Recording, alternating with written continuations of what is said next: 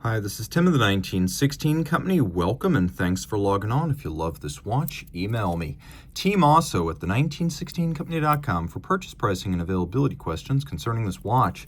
Today we have a 2025 launch, and this is a great one. From Omega, we have the Seamaster Aqua Terra Turquoise. So a launch for 2025. The watch features a lovely lacquered gradient turquoise dial, PVD blackened hands and indices, and all this in the 41mm stainless steel Seamaster Aqua Terra. So 41 millimeters in diameter, it's 13.6 millimeters thick from lug tip to lug tip, 47.6. We've got a pivoted end link here, so 47.6 is the total distance across the wrist, and a 20 millimeter spacing between the lugs. The Aqua Terra case and bracelet is evolving, and we'll talk a little bit more about that in a moment. But on my wrist, you could see that the 41 Aqua Terra has never fit better, particularly with that short lug-to-lug and the pivoted end-link bracelet. This wears beautifully on my 16 centimeter circumference wrist. It'll fit easily under a cuff, and I could see this wearing quite well on a wrist as small as 14 centimeters in circumference. You can see how much clearance I have on each side. The bracelet's a lovely piece, and you can see we have a shorter link design than in the past, almost reminiscent a little bit of the flat link vintage-inspired designs on the latest moon watches. You can see that pivoted end link is an important innovation because now the bracelet pulls straight down out of the lugs. It doesn't flare, it doesn't fight, it doesn't have that solid arced link, so you can pull it straight down. So on a smaller wrist, you're going to get better fit and less of a fight. We have a relatively short link cross section, which makes for a very supple feel. There's a conforming end link to mate it to the case. Then we have satin shoulder links, polished centers, outer faces are polished, plenty of gaps on the underside to avoid pinching skin, pulling hair, or trapping wrist heat. We have many individual removable links, so if you can't get the right size here, I can't help you.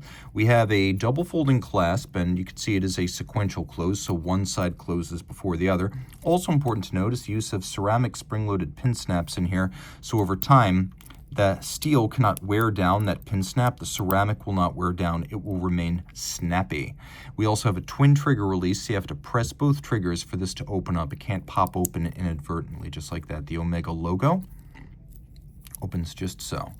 The case, still lyre style lugs, but now you can see that the outer face, the lug profile, and the inner bevel, all of them are now polished. This is a very different look for a Seamaster Aqua Terra, and it is distinct from the use of alternating polish and satin that we've seen on most Aqua Terras since the origin of the species back in 2002. Of course, we still have the no-guard profile that was introduced back in 2017, so we have a little bit of a countersink to the crown, but no distinct crown guard structure. We have a slightly stepped-in bezel that has a vertical facet, and then you can see a conical profile giving way to a dial that has a lush and lovely varnished, as they call it, gradient fade. So we have a very bright turquoise at center, a much darker, almost black turquoise at the edge. You can see we have a bright turquoise for the minutes and seconds outboard, so higher contrast as a result. If you take a good look at the hands at center, but also the indices themselves, you can see they have alternating brushed and polished facets to make for better contrast. We'll do a quick loom shot right here so you can get a better sense of the watch in the dark. It's well loomed, and note all three hands are loomed. The watch features a PVD coat on all of these features to make them darker. And then we have a black silver printed date disc at the bottom. There are two different setting modes here. One allows you to jump the hour hand independently while the watch keeps ticking. So this is great for travelers. You can even jump the date forward or backwards depending on which direction you're heading across the international date line. Pull the crown out, that activates stop seconds. A nice feature to have, allows you to set the watch to a reference time. Coaxial master chronometer. Oh yes, it is that.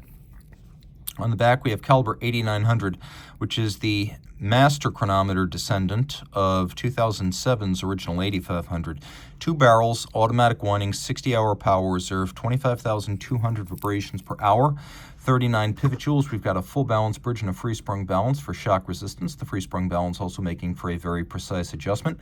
Master chronometer, tested for chronometry in 6 positions as a fully assembled watch.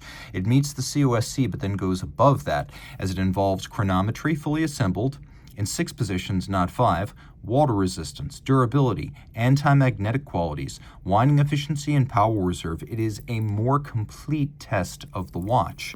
Also important, well, we've got that full balance in the free sprung bridge, but we have an anti-magnetic balance staff, hairspring and escapement, meaning this watch is anti-magnetic, almost amagnetic, to over 15,000 Gauss. That's 1.5 Tesla.